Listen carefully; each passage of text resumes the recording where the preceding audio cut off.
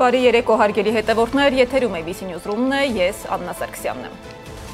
Դատավարություն ոչ ամբողջական պաշտպանական կողմի կազմով։ Այս պահին Շենգավիթի դատարանում ընթանում է Բագրատ Սրբազանի և մյուսների գործի հերթական դատական նիստը։ Սակայն դատարանում ներկա չէ պաշտպան Ալեքսանդր Կոչուբաևը։ Փաստաբանը գրություն է ուղարկել դատարան, պահանջելով հետաձգել նիստը։ Առարկում է, որ իր փոխարեն հանրային պաշտպանը ներկա լինի։ Իդեպ կալանավորված Տիգրան Գալստյանը դատարան է եկել անվասայլակով, նա առողջական որոշ խնդիրներ ունի։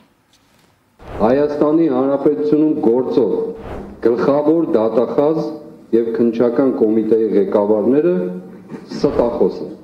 Հիմա սրա համար պատասխանատվություն կենթարկեք, խնդրեմ։ Ես իմ հայտարարությունն արեցի հանցագործության մասին, եթե ես իմ հայտարարությունը ուրիշ գործի արդյունք կլինի, խնդրեմ, պատրաստ եմ նաև այնտեղ լինել։ Դատավորության մասնակից։ Ներողություն, որ այլ կերպով խոսեցի, բայց իրականության արձանագրում է։ Շնորհակալություն։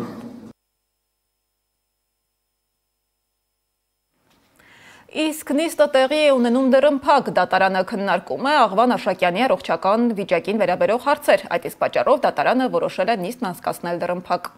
Իսկ րոպեներ առաջ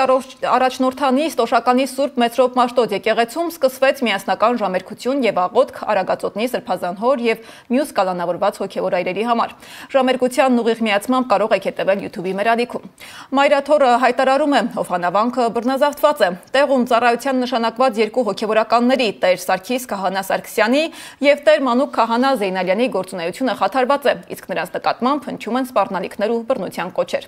Մայրաթորը սա որակում է որպես ուղիղ հարձակում եկեղեցու իրավունքի և հոգևոր կյանքի վրա, շեշտելով, որ Հովանավանքի եկեղեցին ենթակա է վերասրբագործման, քանի որ կատարվածը չունի ոչ մի հոգևոր արժեք և պղծություն է։ Եկեղեցու նկատմամբ Հայաստանի Հանրապետության իշխանության կողմից չընդհատվող հալածանքները վերջին օրերին արտահայտվեցին անօրինակ նոր դրսևորումներով։ Մայրաթոր Սուրբ Էշմիածինը հետամուտ է լինելու օրինական բոլոր ճանապարհներով Հովանավանքի նկատմամբ իր իրավունքների վերականգնմանը, խղճի ազատության դեմ ոտնձգությունների հետևանքների վերացմանը, հավատացյալների հոգևոր կանոնական կյանքի պաշտպանությանը և եկեղեցականների բնականոն ծառայության ապահովմանը։ Աղոթում ենք, որ ամենակալ Տերն ապահով և անվտանգ պահի մեր երկիրը և անսասան մեր Սուրբ եկեղեցին։ Ամեն։ Հիշեցնեմ, որ Հովանավանքի կարգալույց քահանա Ստեփան Ասատրյանը փոխել է եկեղեցու փականը։ Արդյունքում միայն ինքն ունի մուտքի բանալին, իսկ մյուս հոգևորականները չեն կարողանում մտնել եկեղեցի։ Իմ գործընկերները երեկ այցելել են Հովանավանք զրուցել Տեր Սարգսի հետ, որի գործողությունները սահմանափակված են։ Մենք չենք ցանկանում պառակտում մտցնել մեր հավատացյալ ժողովրդի մեջ։ Հովանավանքի հոգևոր հովիվ Տեր Սարգիսի ցանկությունն է հավատացյալներին չբաժանել։ Կարգալույց քահանա Ստեփան Ասատրյանը նորից պսակադրության կարգ է կատարել Հովանավանքում։ Արարողության ընթացքում բնակիչները լրագրողներին թույլ չտվեցին ներս մտնել։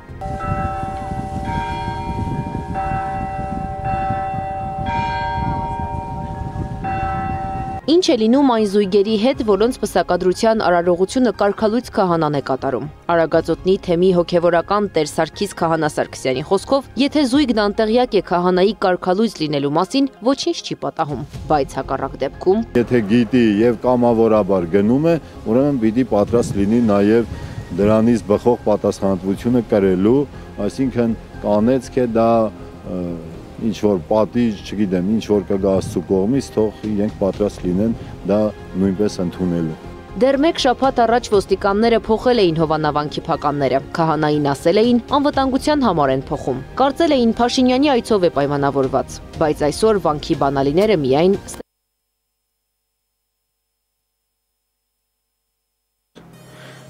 ով որ առավոտյան գալով շուտ, սահմանված ժամին բացում է, մարդուն պատրաստում է եկեղեցին եւ այլևս հոգեվորականը բոլոր հավատացյալները գալիս են եւ արդեն մաքուր պատրաստի եկեղեցում իրենց աղոթքն ու ամեն իրողություն կատարում են։ Հովանավանքի մոմավաճառի մոտ վանքից բանալիներ չկան։ Ասում է Ստեփան Ասատրյանի հետ գալիս է, հետ գնում տուն։ Այս գործերին չի ուզում խառնվել, տեսախցիկների առաջ երևալ։ Ասում է վաղը հաշվետվության է, գնա, գա, կհասկանա հետագա անելիքները։ Իդեպ վանքում մոմ էլ չկար։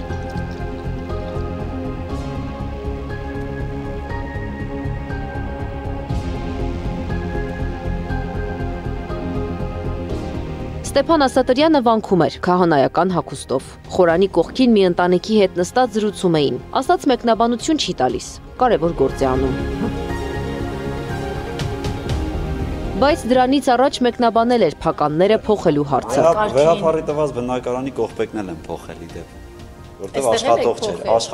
Այստեղ փոխել Չէ, այստեղ չեմ փոխել։ Տեր Սարգիսն ափսոսում է, որ փականների փոխելու ընթացքը չի նկարել։ Չէր պատկերացնում, որ կհերքեն։ Իսկ եթե փոխված չէ, ինչու է մոմավաճառը ձեզ հետ գալիս հովանապանք։ Ինչու բանալի չունի։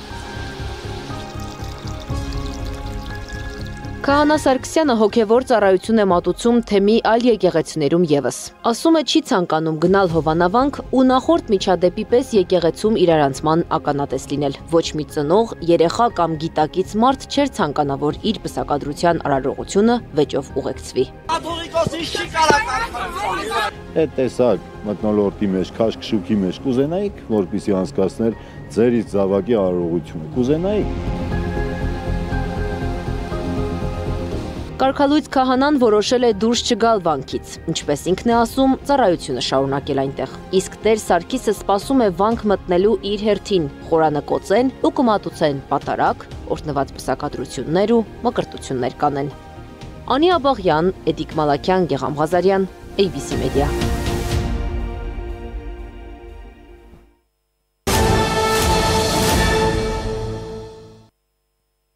Ադրբեջանի նախագահը չի գա Երևան։ Ալիևը մերժել է Հայաստանի հրավերը մասնակցելու 2026-ին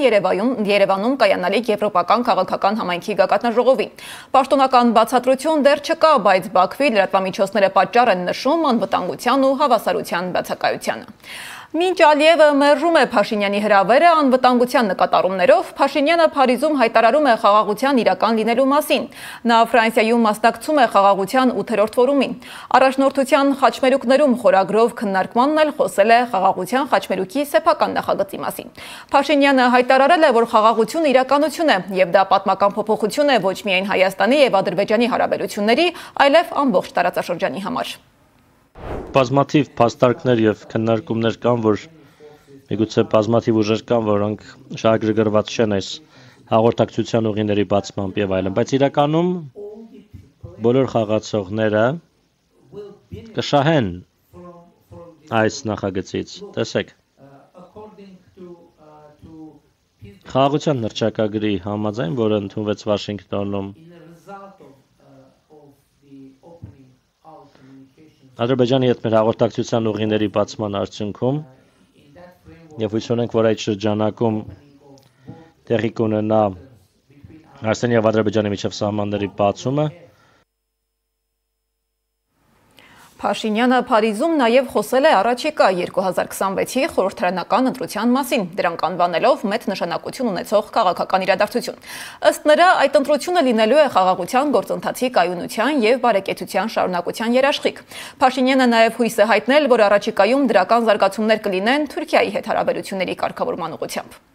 Սակայն Հայաստանում հենց այդ նույն ընտրությունից ամիսներ առաջ իրականությունն այլ պատկեր է տալիս։ Քաղաքական դաշտում սկսվել է ընդդիմադիրների դեմ հերթական արշավը։ Երեկ էլ մեղադրանք են առաջադրել Բյուրեղավան համայնքի ղեկավար Հակոբ Բալասյանին 9 դրվագով պաշտոնական լիազորությունները չարաշահելու համար։ Խափանման միջոց են կիրառել բացակայելու արգելքն ու պաշտոնավարման կասեցումը, որի մասին Բալասյանն իմացել է մամուլից։ Քաղաքագետներն ասում են, իշխանությունն այսպես ապահովագրում է իր խաղաղությունը, մրցակիցներին վերացնելով ընտրությունից առաջ։ Մակարյանի ռեպորտաժը։ Խորհրդարանական ընտրությունից ամիսներ առաջ զանգվածաբար իզոլացվում են ընդդիմադիր համայնքապետները։ Քաղաքագետներն ու ընդդիմադիր պաշտոնյաներն ասում են, ընդդիմադիր համայնքապետներին կալանավորելով, ձերբակալելով ու նրանց դեմ գործեր հարուցելով, իշխանությունը փորձում է մաքրել քաղաքական դաշտը հակառակորդներից։ Իշխանությունները լուրջ մտահոգված են իրենց հանրային վարկանիշում, որը, ինչպես իրենք են շատ սիրում ասել, դրսևորում է պատմական ամենացածր նիշը։ Այնպես որ սա բնական է, այսինքն իրենք շատ լավ հասկանում են, որ ընտրությունները տեղական իշխանության մարմիններում ինչ որ մի տեսակ լակմուսի թուղթ է։ Վերջին մի քանի օրվա ընթացքում կալանավորել են Մասիսի համայնքապետին, որը նաև խորհրդարանական պատիվ ունեմ խմբակցության վարչապետի թեկնածուն է։ Իսկ Բյուրեղավանի համայնքապետի դեմ մեղադրանք է առաջադրվել, նրան զրկել են լիազորություններից։ Հակոբ Բալասյանն այդ մասին իմացել է մամուլից, նրան մեղադրում են պաշտոնեական լիազորությունները չարաշահելու համար։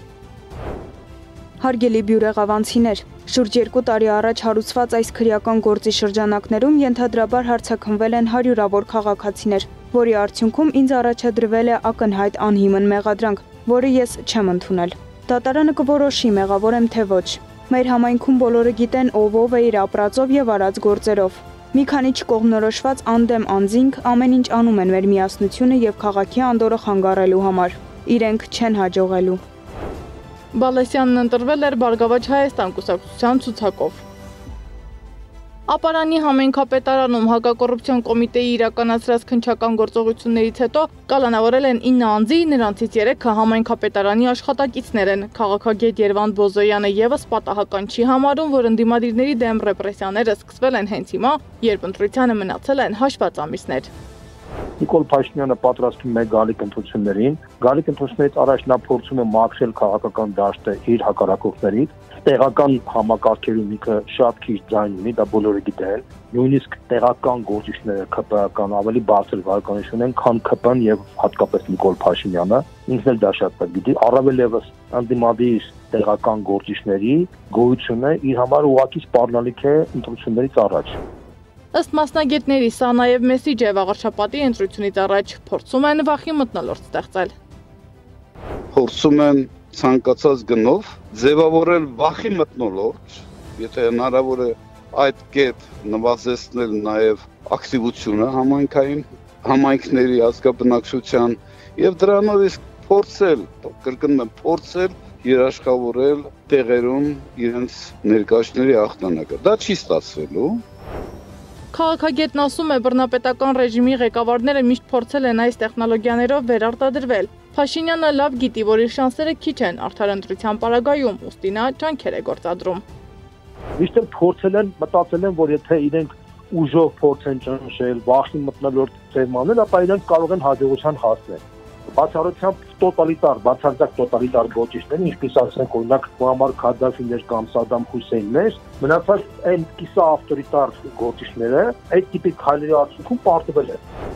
Որ գործող վարչապետը չի հաջողելու, վստահ է նաև նախկին վարչապետ Խոսրով Հարությունյանը։ Ինչպես խաղաղություն կոչվածն է նախընտրական ճամարտակություն, այդպես էլ այս գործողությունները։ Հարությունյանը չի բացառում նաև արտահերտ ընտրության հավանականությունը, որտեղ իշխանության միակույսը ուժայիններն են լինելու։ Հանրությունն այլևս չի վստահում գործող իշխանությանը։ Սեդամ Ակարյան, Նոնա Գևորգյան, ABC Media։ Մասիսի ընդդիմադիր համայնքապետ Դավիթ Համբարձումյանի կալանավորումը դատապարտում է մեր ձևով ժողովրդավարական շարժումը։ Հայտարարություն են տարածել, որում ասվում է վերջին 2 շաբաթվա ընթացքում սա ժողովրդի ընտրած համայնքապետին քրեական գործիքակազմով չեզոքացնելու արդեն երկրորդ դեպքն է, որը չի կարող պայմանավորված չլինել քաղաքական ընթացիկ զարգացումներով եւ սպասվող ընտրական գործընթացներով։ Ինչպես Գյումրիի, այնպես էլ Մասիսի համայնքապետերի հետ կատարվածը եւ առհասարակ վերջին շրջանում ընդդիմախոսների շարունակական քաղաքական հետապնդումները փաստում են Հայաստանում ժողովրդավարական արժեքների եւ մարդու իրավունքների խոր ճգնաժամի, ընտրովի արդարադատության եւ դատաիրավական համակարգը փոքրիկ խմբակի այս րոպեական շահին ծառայեցնելու արատավոր պրակտիկայի մասին։ Եվ իշխանությանը քննադատելը պատժվում է ոչ միայն քաղաքական դաշտում, այլև ակադեմիական միջավայրում։ Օրինակ, դասախոսին կարող են հեռացնել համալսարանից գրատախտակին գրած բառի համար։ Համալսարանից հեռացնում են նրանց, ովքեր փորձում են ուսանողներին բացատրել երկրում տեղի ունեցող իրադարձությունները։ Խոսքի ազատության մասին Երևանի պետական համալսարանում դասապրոցեսի ժամանակ գործածված բառը ճակատագրական եղավ դասախոսի կարիերայի համար։ Միջազգային հարաբերություններ ֆակուլտետի արդեն նախկին դասախոս Սահակ Մանուկյանը պնդում է, իրեն համալսարանից հեռացրել են ԿՊ-ական падգամավորի պահանջով։ Հետաքրքիր է, որ ամբողջ կուրսը հասկանում այնպես, ինչպես որ պիտի հասկանա, եւ միակ երեխան, երեսփոխանուհու երեխան չի հասկանում այնպես, ինչպես որ պիտի հասկանա։ Ոչ ոք բացի իրենից դժգոհություն չունեն, ընդհակառակը։ Ոգևորված շատ հարցեր էին տալիս, հետաքրքիր էր իրենց բավականին։ Մանուկյանն ասում է գրատախտակին 2 բառ է գրել, որոնցով ցանկացել է ուսանողներին բացատրել վիրավորանքի ու զրպարտության տարբերությունը։ Բառերից մեկը դուր չի եկել Արուսյակ Մանավազյանի դստերն ու հենց падգամավորին։ Ուսանողը առանց ինձանից թույլտվություն հարցնելու նախ նկարում է ինձ, իրեն պահելով ապարացի պես, Փաստորեն դասախոսությունը տեսանկարահանում է ընթացքում։ Ես չեմ կարող ասել տեսանկարահանում եղել է, ինձ ցույց են տվել ինչ որ մի, այո, գաղտնի եղել է, որովհետև ինձանից նա թույլտվություն չի ստացել, որպեսզի ինձ նկարի։ Մանավազյանը հերքում է Մանուկյանի հայտարարությունը։ Պատգամավորը Մանուկյանին հորդորում է հարաբերությունները պարզել իր գործատուի հետ։ Ես ինչ կապ ունեմ իր հեռացման հետ, դա ինձ համար անակնկալ է, ուզում եմ հասկանամ ինչ է նշանակում, եթե որևէ պաշտոնատար անձի երեխա սովորում է դպրոցում կամ բուհում եւ իր հետ կապված աշխատանքային խնդիրներ կամ փոխհարաբերություններ այնպես չի գնում, ուրեմն մեղավորությունը այդ երեխայի ծնողն է կամ այդ երեխան։ Երևանի պետական համալսարանն էլ իր հերթին վստահեցնում է, դասախոսը հեռացվել է ոչ թե քաղաքական, այլ էթիկայի խախտումների պատճառով։ Սահակ Մանուկյանը հեռացվել է համալսարանից ոչ պատշաճ վարքագծի պատճառով։ ԵՊՀ-ն անընդունելի է համարում էթիկայի կանոնների խախտումները, իսկ նախկին դասախոսը դրանք խախտել է բազմիցս։ Ուսանողներից եւ նրանց ծնողներից ստացվել են բազմաթիվ բողոքներ, այդ թվում փաստական ապացույցներ, որոնք էլ հիմք են հանդիսացել որոշման համար։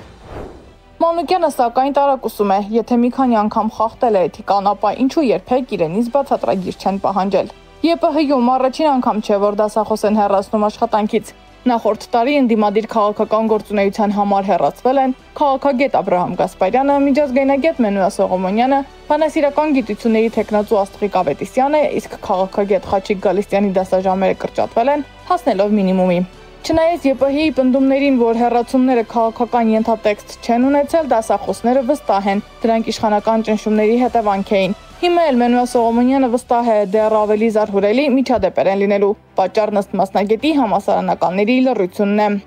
Ցավոք սրտի համալսարանական միջավայրը կոշտ արձագանք չի տալիս այս ամենին։ Պատասխան չեն պահանջում ռեկտորից, ռեկտորատից։ Եվ այսպես գնալով չափանիշները խստանալու են։ Եթե անցած տարի օրինակ ինձ Աբրահամ Գասպարյանին ազատեցին, Խաչիկ Գալստյանին տարաբեռնվածությունը Գալստյանի էապես կրճատեցին այն հանգամանքով պայմանավորված, որ մենք քաղաքական հայացքները մեր արտահայտում ենք բացահայտ եւ անկաշկար եւ բացի դրանից նաեւ քաղաքական գործունեությամբ զբաղվում ենք, ապա Սահակ Մանուկյանի դեպքը շատ ավելի խիստ էր մոտեցումը։ Հեռացումների այս ալիքի ֆոնին Երևանի պետական համալսարանից անցած տարի հեռացրին նաև քաղաքագետ Աբրահամ Գասպարյանին, ով դեռ ասպիրանտուրայում դասավանդում էր համալսարանի միջազգային հարաբերություններ ֆակուլտետում, քաղաքագիտության ամբիոնում, արևելագիտության եւ լրագրության ֆակուլտետներում։ Իսկ Սահակ Մանուկյանն այժմ մտադիր է իր իրավունքները պաշտպանել դատարանում, հույսով, որ կհաջողվի վերականգնել արդարությունը։ Սեդամ Մակարյան, Նոնա Գևորգյան, ABC Media։ Քաղաքական դաշտում իշխանության առաջադրած մարտեր առանց կանոնների մոտեցումը որևէ մեկի չի շրջանցելու, նույնիսկ այն անձանց, որոնք արտաքուստ չեզոք պասիվ կեցվածք են ընդունել։ Գրել է Ազգային ժողովի պատիվ ունեմ խմբակցության քարտուղար Տիգրան Աբրահամյանը։ Նրա խոսքով Փաշինյանը մշտապես գործում է Վաբանկի տրամաբանության ներքո, ինչը մի կողմից կասկածի տակ է դնում հանրային շահը, մյուս կողմից լարված ատելություն եւ թշնամություն պարունակող մթնոլորտ ապահովում ներհասարակական հարաբերություններում։ Իշխանությունն ունի սահմանված առաջնահերթություններ եւ կանոնակարգված առաջ է շարժվում։ Թիրախում պահելով նախկին նախագահներին, մայրաթոռը, քաղաքական դաշտի առաջին պլանում դիրքավորված գործիչներին, համայնքներում հեղինակություն ունեցող անձանց ղեկավարներին։ Որքան իշխանությունը փորձում է անտեսելու տալ Դավիթ Համբարձումյանի շուրջ տեղի ունեցողը կամ ցույց տալ, թե իրականում դա սովորական գրոհ է եղել, մեկ է, աղմուկն ու դրան հաջորդող իրադարձություններն ու դրանում իշխանության նյարդային արձագանքները հակառակի մասին են խոսում։ Քաղաքական ճնշումները կարծես չունեն սահման Երևանից մինչև Բաքու։ Եթե Հայաստանում ազատախոս դասախոսներն են հեռացնում, ապա Ադրբեջանում արտահայտվելու իրավունքը պարզապես կեղծ փաստաբանի միջոցով վերածվում է ծաղրի։ Ռուբեն Վարդանյանի դատավարությունը Բաքվում նոր սկանդալային շրջադարձ է ունեցել։ Նրա իրավական շահերը պարզվում է ներկայացնում է մարդ, որը փաստացի չի էլ կարող պաշտպան համարվել։ Բաքվի դատարանում Վարդանյանի պաշտպան կոչվածը Էմիլ Բաշիմովը Ադրբեջանի փաստաբանների պալատի անդամ է, սակայն ընդամենը 5 տարվա մասնագիտական փորձ ունեցող իրավաբան, որի սոցիալական էջերը ողողված են հակահայկական բովանդակությամբ։ Ադրբեջանցի Էմիլ Բաբիշովն է, Ռուբեն Վարդանյանի կեղծ փաստաբանը։ Կեղծ փաստաբանը կրթությունը ստացել է Ադրբեջանի միջազգային համալսարանում 2001 թվականին փաստաբանների պալատի անդամ է։ Ընդամենը 5 տարվա աշխատանքային փորձ ունի։ Երբևէ հայտի չի եղել բարձր հրապարակայնություն ունեցող գործերով։ Բաբիշովը բնակվում է Խիրդալան քաղաքում։ Բաբիշովի Instagram-ի էջը ողողված է հայերի դեմ ատելության խոսքով։ Ինքը ուղղակի ուսումնացույց դաստեր, որտեղ ֆարս է, որովե իրական գործընթաց այդտեղ չկա եւ ինքը չի ուզում դրան մասնակից լինել։ Օրեր առաջ Ռուբեն Վարդանյանը հրաժարվել էր միջազգային փաստաբանից։ Նա Բաքվից մեկնաբանել է որոշումը։ Ասում է, հարկադրված էր։ Միջազգային իրավունքի նորմերին նաև հենց ադրբեջանական դատավարական օրենսգրքի կոպտագույն խախտումներն այս լսումները վերածեցին բացահայտ ֆարսի։ Այս պայմաններում պաշտպանության բոլոր դատավարական հնարավորությունները սպառված են։ Մինչդեռ ադրբեջանական կողմը շարունակում է պնդել, թե գործընթացն ընթանում է այսպես կոչված օրինական հիմքերով։ Բաքվում ադրբեջանցի փաստաբան է ունեցել արդեն դատապարտված Վագիվ Խաչատրյանը։ Նրա փաստաբանը դատավարության ժամանակ ասել է պաշտպանյալս մեղավոր չէ եւ վերջ։ Այդ ուժեղ պաշտպանության շնորհիվ գերեվարված Խաչատրյանը դատապարտվեց 15 տարվա ազատազրկման։ Այսօր նույն սցենարը կրկնվում է։ Ռուբեն Վարդանյանը ստիպված է կանգնել այնպիսի պաշտպանության առաջ, որը ծառայում է ոչ թե արդարությանը, այլ Բաքվի քաղաքական պատվերին։ Անի Աբաղյան, Անդրանիկ Մանսուրյան, ABC Media։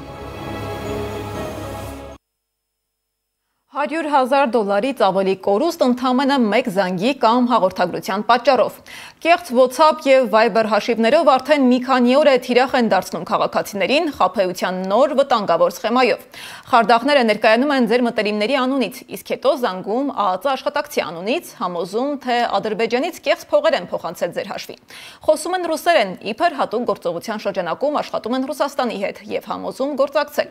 Արդյունքում ձեր փողերը պարզապես անհետանում են։ Ինչ է զգուշացնում մեդիափորձագետը, տեսանյութում։ Կեղծ WhatsApp, Viber հաշվով ստեղծում են ձեր մտերիմ մարդու կրկնօրինակը եւ կապվում ձեզ հետ։ Այստեղից սկսվում է ամբողջ պատմությունը։ Մեդիափորձագետ Սամվել Մարտիրոսյանը շարունակում է ահազանգել թիրախային հարձակումների մասին։ Ձեր մտերիմի կրկնօրինակը ներկայացնում է, թե ԱԱԾ-ն ինչ-որ հետաքննություն է անում, քանի որ Ադրբեջանից գումար են փոխանցել Հայաստան եւ որ ձեր հաշվին նույնպես գումար կա։ Հաջորդ զանգը ստացվում է ենթադրյալ ԱԱԾ-ից։ Խոսում են ռուսերեն, պատճառաբանելով, թե հայ-ադրբեջանական միասնական գործողություն է եւ ամեն ինչ արձանագրելու համար պետք է ռուսերեն խոսել։ Ձեզ վստահեցնում են, որ ամեն ինչ կարգին է, բայց մի պայման կա եւ սկսվում է խաբեության երկրորդ արարը։ Իվա դուք պետք է համագործակցեք, շտապ ձեր իրական փողերը հանեք ձեր հաշվից ամբողջությամբ ու փոխանցեք տվյալ հաշվին։ ԱԱԾ-ի հատուկ ստեղծված հաշիվը, որ ձեր գումարները փրկենք։ Ու ինչպես հասկանում եք, փողը տենց գնում կորում։ Նույն խնդրի մասին դեռևս հոկտեմբերի 20-ին ահազանգել էր Հայաստանի ժուրնալիստների միության նախագահ Սաթիկ Սեյրանյանը, կիսվելով Սամվել Մարտիրոսյանի նույն զգուշացմամբ։ Հարգելի գործընկերներ, իմ անունից, իմ լուսանկարով, կեղծ WhatsApp համարով կապ են հաստատում ինձ հետ կապված մարդկանց հետ, ոմանց ասում են, որ ԱԱԾ-ն ինչ-որ լուրջ խնդիր է հայտնաբերել, այնուհետև զանգում են, խոսում ռուսերեն, ադրբեջանական ակցենտով, ասում, թե Ադրբեջանից ձեր բանկային հաշվին միլիոնավոր դոլարներ են փոխանցել, թե բա սա Ադրբեջանի հետ համատեղ գործողություն է, նյութեր են պատրաստում եւ այլն եւ այլն։ Հիմա էլ ԳԿՄՍ նախարար Ժաննա Անդրեասյանն է գրառում արել ու հայտնել նմանատիպ խարդախության մասին։ Հարգելի քաղաքացիներ, իմ անունով օգտագործելով իմ լուսանկարը կեղծ հաշիվներ են բացել տարբեր հարթակներում։ Այդ հաշիվներից գրում են տարբեր մարդկանց տարբեր թեմաներով, օրինակ իրավապահ կառույցների արտակարգ ստուգումների մասին։ Խնդրում եմ նման հաղորդագրություններ ստանալու դեպքում արգելափակել այդ հաշիվները եւ չարձագանքել դրանց։ Էլ ինչ կարող է անել քաղաքացին նման դեպքերից խուսափելու համար։ Մեդիափորձագետն ասում է. Սա խնդիրն արվում, որ ինչ-որ տենց պաշտպանվելու մեթոդ գոյություն չունի, որովհետև եթե տենց որ մեթոդ լինում է, բնականաբար հանցագործները փորձում են շրջանցող գործիք կազմել։ Այնպես որ միակ մեթոդը դա մարդու գլուխն է։ Ինքը Մարտիրոսյանը գիտի երկու տուժածի մասին, որոնցից մեկը կորցրել է $100,000-ից ավելի գումար։ Այս ժամի համար առանձնացրել էինք այսքանը, շարունակեք հետևել մեր հրապարակումներին, բայց չթողնելու համար ամենակարևոր ու թարմ լուրերը։ ABC լուրերի հաջորդ թողարկումը ժամը 21-ին է։